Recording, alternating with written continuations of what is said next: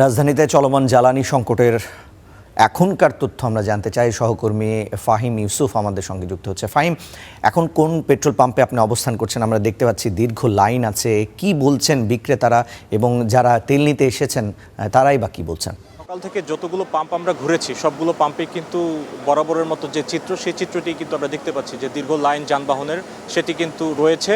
তবে এখন পর্যন্ত আসার যে বিষয়টি সেটি হচ্ছে বেশ কিছু পাম্পে সকাল থেকে যেগুলোতে তেল দেওয়া বন্ধ ছিল সেখানে কিন্তু ইতোমধ্যেই তেল দেওয়া শুরু হয়েছে।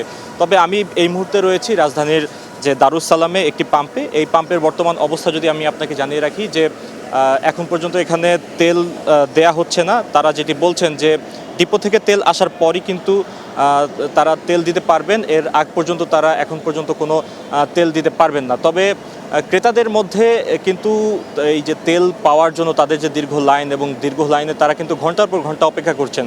তারা বলছেন যে পাম্প থেকে জানানো হয়েছে যে দুপুর 3টা অথবা 4টার পর কিন্তু তারা তেল পাবেন, তবুও কিন্তু তারা যাচ্ছেন না, তারা কিন্তু লাইনে যথারীতি দাঁড়িয়ে আছেন। তবে বেশিরভাগ ক্রেতার মধ্যেই কিন্তু এক ধরনের ভোগান্তির যে ছাপ সেটি কিন্তু স্পষ্ট হতে দেখেছি। যত সময় বাড়ছে তত কিন্তু তাদের মধ্যে এক ধরনের ক্ষোভেরও বহিঃপ্রকাশ ঘটছে। পাম্প মালিকদের সাথে আমরা কথা বলে যেটি জানতে পেরেছি, তারা বলছেন যে বেশিরভাগ পাম্পে যেখানে আগে প্রয়োজন হতো 25,000 লিটার তেল, সেখানে কিন্তু তাদের প্রায় দ্বিগুণ হয়ে যাচ্ছে এই চাহিদা।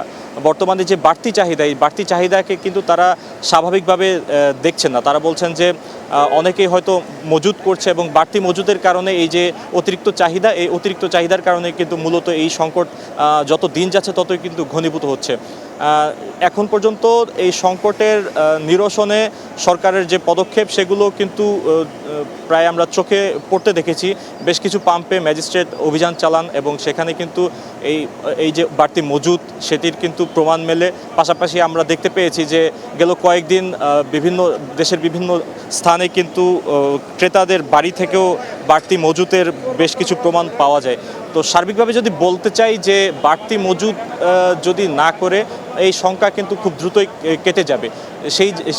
সেই সংখ্যা থেকেই কিন্তু এই যে বাড়তি মজুদের যে চাহিদা, এই চাহিদা কিন্তু দ্রুত শেষ হওয়ার এক ধরনের আশ্বাসও কিন্তু দিচ্ছেন। এই ছিল আমার কাছে জ্বালানি নিয়ে সর্বশেষ। ফাহিম ইউসুফ, আপনাকে ধন্যবাদ। দর্শক, রাজধানীর পেট্রোল পাম্পগুলোর পরিস্থিতি এখন কি সে বিষয়ে আমরা বিস্তারিত জানছিলাম।